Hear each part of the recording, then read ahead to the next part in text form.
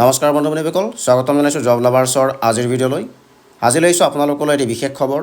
ৰাজ্যৰ বিভিন্ন বিভাগত শিক্ষক নিযুক্তিৰ বিষয়ে এটি বাতৰি প্ৰকাশ পাইছে আৰু আপোনালোকক সেই বিষয়ে জনাব বিচাৰিছোঁ। অসম ৰাজ্যিক প্ৰাথমিক শিক্ষক সন্মিলনী বিশেষ নিযুক্তি বিচৰা ঠিকাভিত্তিক শিক্ষকৰ চাকৰি নিয়মীয়া কৰক, শিক্ষামন্ত্ৰীক তৎপৰ হোৱাৰ আহ্বান। ৰাজ্য চৰকাৰে গ্ৰহণ কৰা বিশেষ নিযুক্তি প্ৰক্ৰিয়াত অংশ লোৱাৰ বাবে আগ্ৰহী প্ৰতিগৰাকী ঠিকাভিত্তিক শিক্ষকক নিয়মীয়াকৰণৰ বাট প্ৰশস্ত কৰাৰ বাবে ৰাজ্য চৰকাৰলৈ আহ্বান জনাইছে অসম ৰাজ্যিক প্ৰাথমিক শিক্ষক সন্মিলনীয়ে। আনহাতে বিশেষ নিযুক্তিৰ বাবে নিৰ্ধাৰণ কৰা অভিজ্ঞতাৰ সময়সীমাৰ ওপৰঞ্চি কালৰ ক্ষেত্ৰত বিশেষ সকাহ প্ৰদানৰ বাবেও দাবী জনাইছে।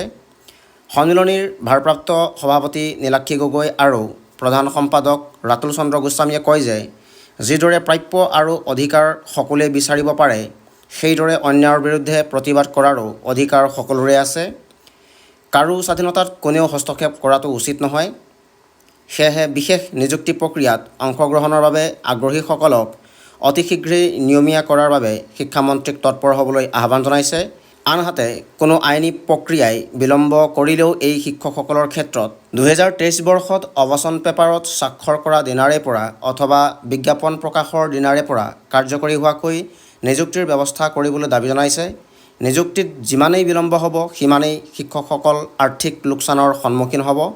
সেয়েহে বিষয়টো শিক্ষামন্ত্ৰীয়ে গুৰুত্ব সহকাৰে গ্ৰহণৰ আহ্বান জনাইছে। বিবৃতিটোত সন্মিলনীয়ে হাৰিয়ানা চৰকাৰৰ আৰ্হিৰে সকলো শিক্ষককে উপকৃত কৰাৰ বাবেও আহ্বান জনাইছে।